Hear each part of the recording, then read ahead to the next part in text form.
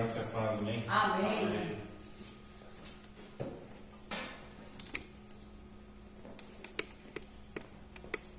Irmãos, louvado seja Deus pela vida de vocês, pela disposição de vocês. Eu tenho certeza, né? É um fato. Deus vai retribuir, recompensar vocês pela disposição desse prazer, né? De estar se relacionando com o Senhor e de estar buscando. No último domingo que eu ministrei, eu falei que o benefício de estar na casa do Senhor é tão maravilhoso e nós nos acostumamos com isso. Mas o fato de estar na casa do Senhor é um grande privilégio, é uma grande bênção, e nós estamos sendo, muitas das vezes, né? Ou todas as vezes, eu posso dizer todas as vezes, nós estamos sendo muito enriquecidos e abençoados. Amém. De maneira que nós não conseguimos calcular, porque nós estamos nos enchendo de Deus, e quando o mundo está uma loucura. Amém? Amém. Quero agradecer a disposição do Estênio, muito obrigado. Também na outra semana o Djalma ajudou também, e é muito bom a gente ver essa disposição do coração dos irmãos em estar colaborando. Isso faz toda a diferença. E como o número está um pouquinho menor, estou bem à vontade, viu, gente? Tomar uma água. Olha que beleza.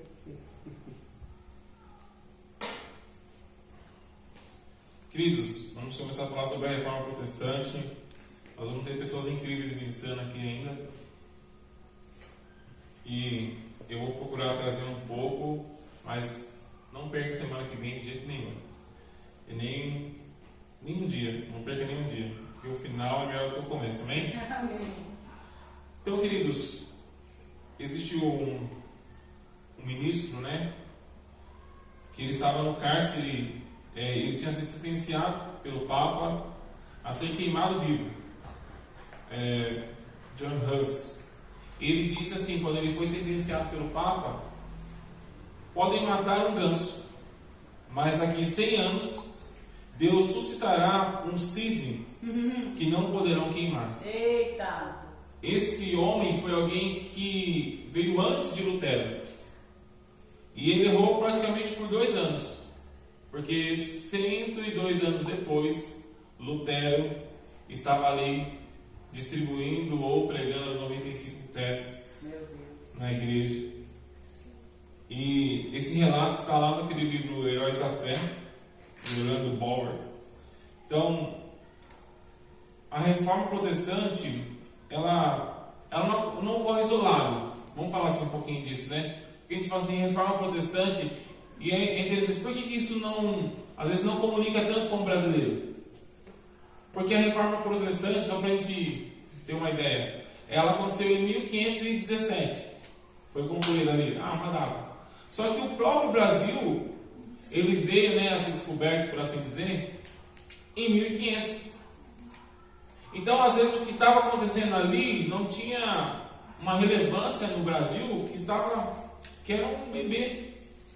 Então, por isso que a gente não ouve tanto, muitas das vezes. Só que ele deu uma importância muito grande na questão, que a gente pode dizer, nas questões sociais, nas questões políticas e nas questões culturais e econômicas da Europa. E por que tudo isso, nessas questões, estava tendo uma mudança de pensamento, quando a gente vai falando. A gente fala muito sobre essas questões de vão mudando, de modernismo, de renascentismo, de iluminismo, só que não é uma coisa que assim acontece. Nossa, hoje eu acordei e hoje começou um novo período. É como a gente parar e pensar no que está acontecendo com o nosso país. De 2018 para cá, a força que a política ganhou e quanto nós falamos de política hoje em dia. A gente fala muito de política, a política está em todos os momentos. O youtuber está falando de política, virou, né? O rapaz do Pânico, Emílio, ele fala que política hoje virou um entretenimento. Porque todo mundo está falando sobre isso, está dando uma audiência, então as pessoas estão fomentando esse assunto. Nós estamos em ano de eleição, então ainda mais. Só que essas coisas veio de maneira gradativa. Quando a gente pegar hoje, que nós estamos na eleição, essa coisa tem uma proporção muito maior. Mas você vê que ela veio crescente e trouxe uma relevância com relação à igreja, e essa mudança aconteceu. É assim também quando a gente fala assim, houve essa mudança de cultura do renascentismo, onde essa ideia, ela enfatiza muito o homem, ela olha muito para dentro do homem. Só que nós estamos falando de um período e de um pessoal, nós estamos falando dos europeus, e onde a Europa é totalmente católica. Não existe, né, essa questão de evangelho. Então a gente vai emergir nesse contexto. E as pessoas começam ali a ouvir algumas coisas, principalmente os próprios padres que estão ali, e eles falam assim, isso aqui não está muito de acordo com a palavra. Foi o que aconteceu justamente com o John Huss. As ideias dele, desse homem, eram muito parecidas com aquilo que Martinho Lutero veio pensar 100 anos depois. Só que qual é a diferença? O que fez com que Martinho Lutero tivesse êxito que ele não teve? A questão econômica do país. A pobreza era muito grande.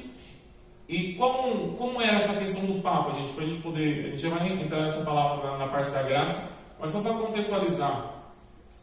O Papa, como a gente fala assim, era um mundo totalmente católico. Então Deus criou o mundo e colocou o seu representante ali, o Papa. Então o Papa, como diz, é Deus na terra. O que o homem fala é literalmente lei. Então ele enfatizava muitas das vezes um poder como de um imperador, como de um rei. Deus escolheu Carlos V para ser rei.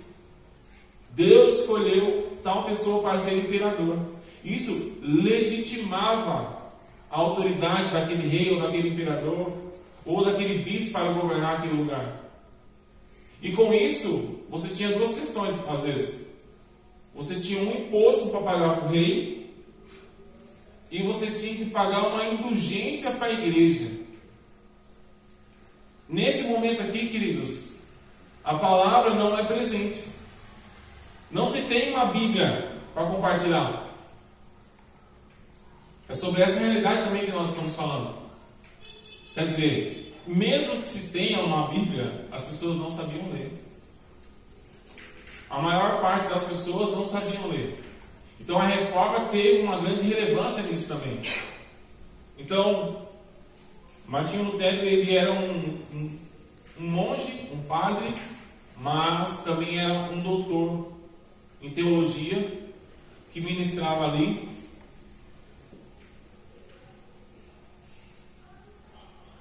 E é bem interessante porque a gente vai tratar de algumas coisas que é totalmente, não se fala tanto.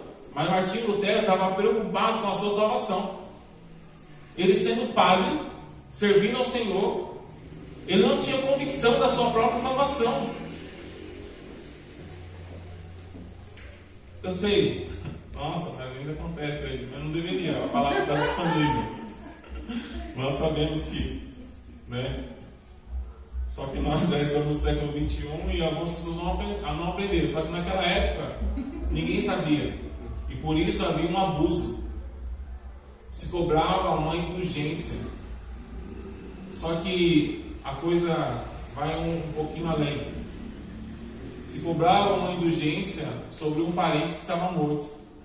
Porque ali também se ministrava, existia uma doutrina sobre o purgatório. Então a pessoa estava no purgatório, a sua mãe estava lá, o seu pai estava lá no purgatório. Ou para que ele nem chegasse a passar pelo purgatório, você pagava uma moeda.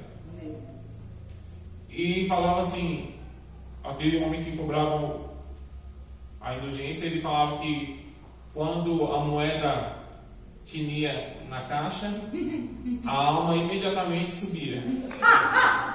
Pague uma moeda. Meu Deus. Dê uma moeda e salve a alma do seu pai. Então, existiam algumas relíquias. Alguns embaixadores, imperadores, reis colecionavam relíquias. Tinham o crânio de José, tinham o feno onde Jesus nasceu, tinha um rei que tinha, dos 12 apóstolos, ele tinha os ossos ali, dos apóstolos, que davam 18 apóstolos dos 12. De tanto osso que ele tinha guardado. Algo de errado não está certo. Então, queridos, existia muita coisa errada. E é num contexto como esse que Martinho Lutero, em conflito com ele ali mesmo, com relação à sua salvação, que ele lê Romanos 1,17. Eita, glória a Deus. Romanos 1,17. Vou pedir para você se colocar para nós. A primeira vez que esse texto aparece é em Abacuque, mas ele lê no Novo Testamento, diz assim, né? Porque o meu evangelho é revelada a justiça de Deus.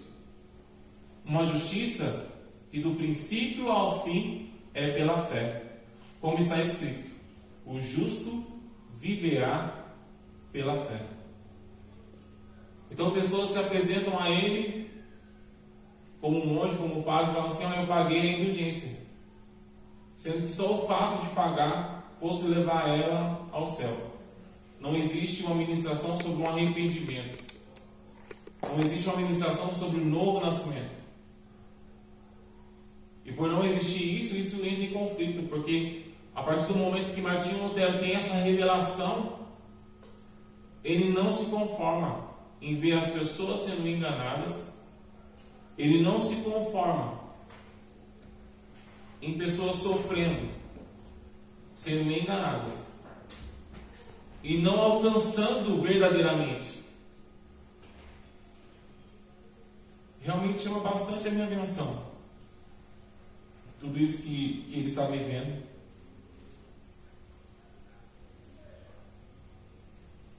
E aí, diante de ele vai vendo isso, ele vai ficando, inquieto. Ele continua estudando, ele continua lecionando, ele começa a denunciar isso. Até que um dia ele... Aqui existe alguma... falando assim... Os estudiosos, alguns dizem que ele pregou, mas tudo indica que ele não pregou as 95 teses na igreja de Wittenberg. Diz que ele distribuiu essas 95 teses. Existe algo bem interessante. A prensa de Gutenberg, o que isso quer dizer? A própria imprensa estava nascendo nesse período. Isso facilitou para que essas 95 teses fossem impressas lá, tipo pressionar, tudo de um jeito diferente. E isso começou a alcançar as pessoas mais rápido. Era tudo muito difícil, então é um contexto totalmente diferente do que a gente está vendo. As pessoas se submetiam realmente a isso. As pessoas caminhavam lá. Eu até peguei alguns documentários, filme e tudo mais, mas você vê as pessoas caminhando, ajoelhadas ali, e com a indulgência e aquela coisa penosa que não tem nada a ver com o que a palavra diz. E Lutero, diante de uma revelação que veio para ele, ele não aguentou. Ele teve que abrir a boca para o mundo. Existe uma questão econômica dos próprios reis que queriam se libertar, dos papas, toda essa coisa. Mas nós cremos, eu creio, que foi uma grande oportunidade à igreja. Porque, queridos, isso fez com que o evangelho explodisse, chegasse rapidamente. Então, e dentro dessas 95 teses, eu quero ler uma delas aqui. Eu ler 3, na verdade. Diz assim: erram os apregoadores de indulgências ao afirmarem ser o homem perdoado de todas as penas e salvo mediante a indulgência do Papa. Essa é a tese 21. Tem outra que diz assim, todo e qualquer cristão que se arrepende verdadeiramente dos seus pecados sente pesar por ter pecado. Tem pleno perdão da pena e da dívida. Perdão esse que lhe pertence, mesmo sem carta de indulgência. Então ele colocou isso lá. Essa é a tese 36. Tem a tese 45 que diz assim: deve-se ensinar aos cristãos que aquele que vê seu próximo padecer necessidade e, a despeito disso, gasta dinheiro com indulgências, não adquire indulgências do Papa, mas provoca a ira de Deus. Então não adianta você pagar uma indulgência se existe uma pessoa necessitada, se essa indulgência não serve de nada. Foi justamente o que o pastor ministrou aqui na terça, de nós agimos em favor do nosso próximo, e todo aquele que não sou eu é o próximo. Amém? Então, no dia 31 de outubro de 1517, Lutero enviou as cartas aos bispos e amigos com transcrição das teses, sem imaginar a reação que se seguiria. E com isso, queridos, nós temos esse conceito das 5 solas, né? Sola fide, sola escritura, sola Cristo, sola glória e sola gratia. Então eu quero falar disso, né? Somente a graça do Senhor. Então nós já lemos Romanos 1:17. E eu quero ler com vocês Efésios para falar sobre esse assunto da graça. Efésios capítulo 2. Aleluia. Deus é bom. Amém? Amém. Vou ler a partir do versículo 1. Vocês estavam mortos em suas transgressões e pecados, nos quais costumavam viver, quando seguiam a presente ordem deste mundo, o príncipe do poder do ar, o espírito que está atuando nos que vivem na desobediência. Anteriormente, todos nós também vivíamos entre eles, satisfazendo as vontades da nossa carne, seguindo os seus desejos e pensamentos. Como os outros, éramos por natureza merecedores da ira. Todavia, Deus, que é rico em misericórdia, pelo grande amor com que nos amou, deu-nos vida com Cristo, quando ainda estávamos mortos em transgressões. Pela graça, vocês são salvos. Deus nos ressuscitou com Cristo e com Ele nos fez assentar nas regiões celestiais em Cristo Jesus. Aleluia. Para mostrar nas eras que hão de vir a incomparável riqueza da sua graça, demonstrada em sua bondade para conosco em Cristo Jesus. Pois vocês são salvos pela graça, por meio da fé. Isso não vem de vocês, é dom de Deus. Não de obras, para que ninguém se glorie, porque somos criação de Deus, realizada em Cristo Jesus, para fazermos boas obras, as quais Deus preparou antes para nós a praticarmos.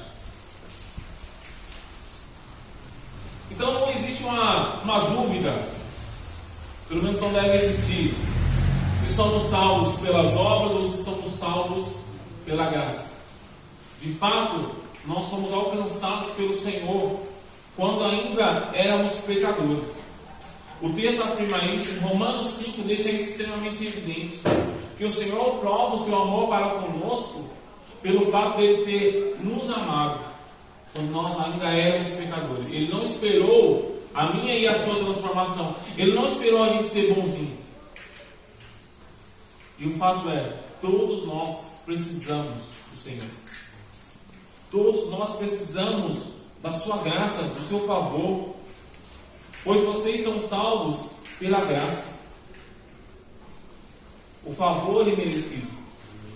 Como a pastora bem disse, nós não merecíamos o favor de Deus. E isso é extraordinário, porque mesmo assim Ele escolheu me amar. Eu gosto bastante do que Hebreus diz, que Hebreus 12,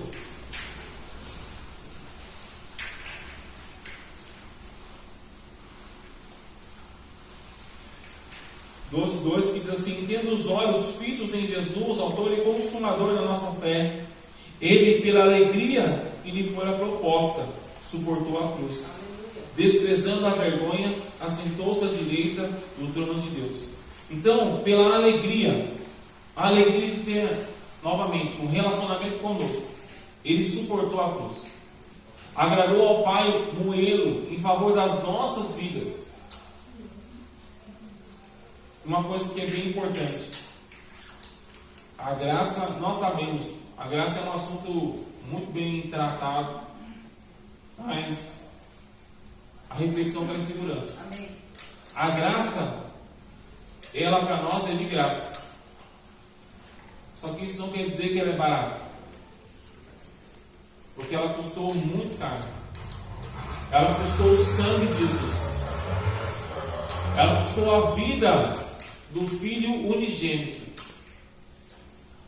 Só que isso, eu não sei, eu acredito que é muito difícil para nós dimensionarmos isso, porque nós estamos falando de um relacionamento de um pai e de um filho que nunca se separaram, só que eles são seres eternos.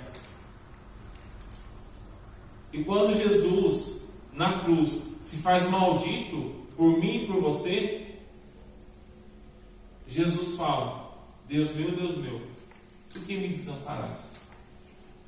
Porque devido ao pecado houve essa ruptura entre Deus e Jesus. E isso é muito difícil para Deus. Mas por amor às nossas vidas, Ele fez isso. Deus nos amou, por isso que diz que Deus nos amou de tal maneira. Deus teve que se separar do seu filho por um momento, mas louvado seja Ele, o nosso Deus e o nosso Pai, porque hoje nós somos uma grande família. Aleluia. Queridos, como a gente entende que Jesus naquela cruz, Ele se tornou um para-raio de pecado. Todo o pecado do mundo, o que existiu, o que vai existir, recaiu sobre Ele, porque Ele é o Cordeiro de Deus que tira o pecado do mundo. Aleluia.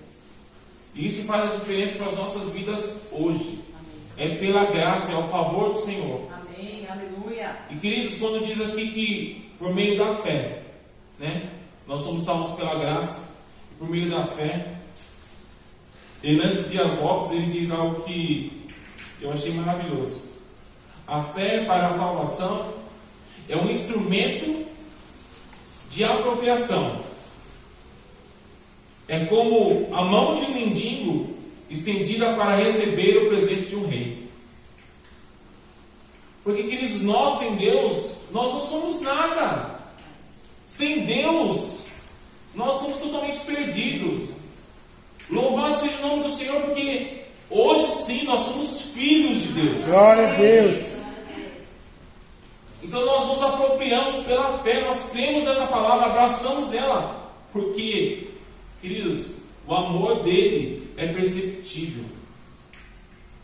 Nós não vivemos pelo que sentimos, nós vivemos pela convicção, mas esse amor é tangível. As Escrituras, parece que a palavra salta, você vive isso, e nós devemos fazer isso, nós devemos viver esse Evangelho, nós devemos viver esse amor. Como a pastora bem diz, o amor não é um sentimento, é uma pessoa, é o nosso Deus e o nosso Pai. Glória a Deus. E com isso, queridos, nós desfrutamos desse privilégio, desse amor tão extraordinário. E vivemos hoje um novo estilo de vida. Não pela obrigatoriedade.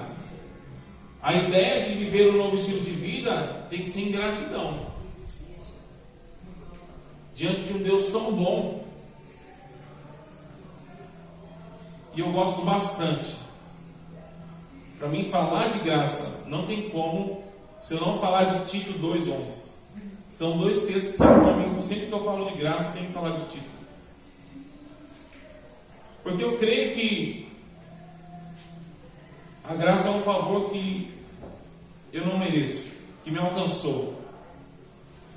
Amém? Amém. Você chegou lá em Tito?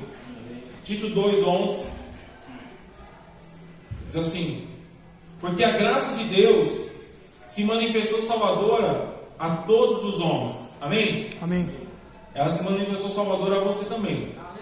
Ela nos ensina a renunciar à impiedade e às paixões mundanas e a viver de maneira sensata, justa e piedosa nesta era presente.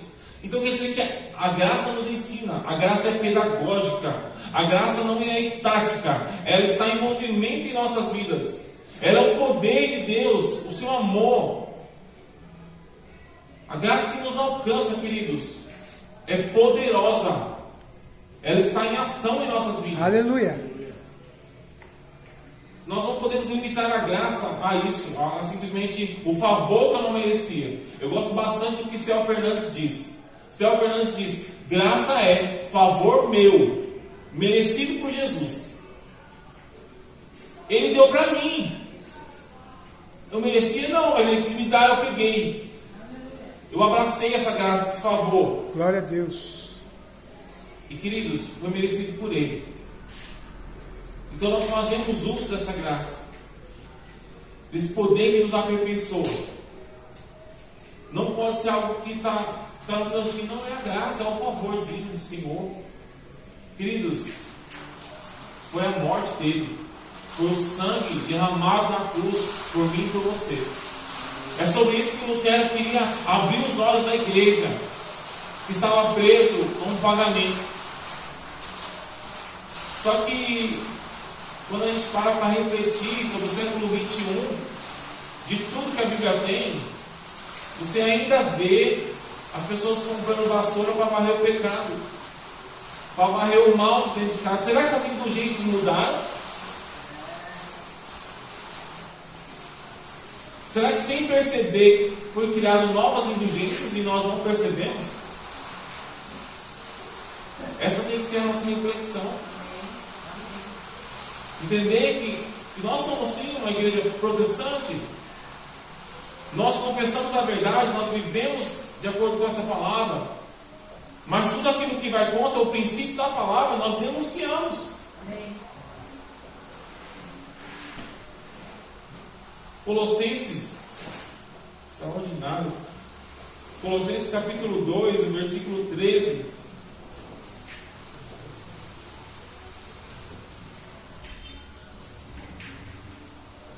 Diz assim: quando vocês estavam mortos em pecados e na incircuncisão da sua carne, Deus os vivificou com Cristo. Ele nos perdoou todas as transgressões, todas, irmãos, e cancelou a escrita de dívida que consistia em ordenanças e os que nos era contrário. Ele a removeu, pregando-a na cruz, e tendo despojado os poderes e as autoridades, fez deles um espetáculo público, triunfando sobre eles na cruz. Então aquilo que parecia vergonha foi revertido em honra. Foi rasgado o espírito de dívida. Glória a Deus. Sabe que com Deus não existe jeitinho. O nosso Deus é um Deus de princípio. O preço pela falha que o homem cometeu, por ter ido contra o Senhor, era sangue. E até hoje é impossível de um homem, pelos seus próprios méritos, querer alcançar o Senhor. Porque, querido, se você cumpre lá 99,9% dos mandamentos, se você falhar em um, é como se você tivesse falhado em todos. Não valeu de nada. Então, por isso que é impossível. Pela nossa própria capacidade, nós nunca vamos alcançar a salvação. E eu aceito isso, eu aceito a graça, eu abraço e eu glorifico a Deus pela obra dele. Só que, irmãos, uma coisa faz parte da nossa vida: é reconhecer Jesus como nosso Senhor e Salvador e nos arrepender das velhas obras. Mudar isso. Saber que o que foi pago é para nos dar um novo estilo de vida. Eu sei, irmãos, C.S. Lewis fala assim, que quando você se desgastar com toda a sua força para não cometer os mesmos erros, você ainda vai perceber que você vai falhar. Mas é aí que o amor do Senhor se mostra para nós, que a graça dele se revela para nós, porque ele continua nos amando da mesma maneira. Mas existe um coração sincero que todos os dias busca ser melhor. Não é sobre nós, mas é o que ele fez por nós. E é viver um novo estilo de vida todos os dias. Saber que essa graça, irmãos, ela nos capacita. E o que eu fiquei pensando quando a gente falou sobre novas indulgências é: será que a igreja precisa de outra reforma? Será que nós precisamos de novas solas? Só que quando nós olhamos para Martinho Lutero, ele não trouxe algo novo. Ele foi resgatar o que sempre existiu. Ele foi resgatar a essência do Evangelho. Somente a fé, irmão. O Evangelho do começo ao fim. É por isso. Não é, sabe, eu caminhei um pouco, irmãos, aí eu falhei, aí eu desisti. Não, irmão, o que te fez entrar nessa nova vida é o que vai te manter até o fim. Aleluia! Vai ser sempre pela fé, vai ser sempre pela graça, vai ser sempre pelo amor dele que nós vamos Glória a caminhar. Deus! E eu sei que não é fácil, eu sei que tem dia que arde, eu sei que tem dia que dói, eu sei que tem dia que a gente fala assim: poxa, eu não vou conseguir. Mas nós precisamos mudar a nossa mente e entender que no Senhor eu posso todas as coisas. Amém. Eu posso sofrer, mas eu estou caminhando para frente. Glória a Deus. Eu estou caminhando para a eternidade. Aleluia! Na verdade, eu já estou na eternidade, porque eu já estou vivendo como se eu estivesse lá. Glória a Deus! Mas do começo ao fim, o Evangelho é pela fé. Amém. É pelo aquilo que Ele fez para nós. Então nós não precisamos de uma nova reforma. O que nós precisamos é resgatar, muitas das vezes, aquilo que o mundo quer tirar de nós. É deixar em evidência a graça do Senhor. É não se afastar da palavra, que muitos não tinham, queridos. Mas, como eu disse, se o fato de vir à igreja todos os dias se torna automático de uma maneira que a gente não consegue perceber o benefício que é estar na casa do Senhor, entende isso, queridos? Se torna tão automático que nós não percebemos o privilégio que é estar na casa do Senhor. Mas sabe, irmãos, o que uma pessoa que está em depressão precisa é o que está dentro de você. É isso aí. O que uma pessoa que está hospitalizada precisa, a esperança que ela precisa, é o Evangelho que nós já recebemos.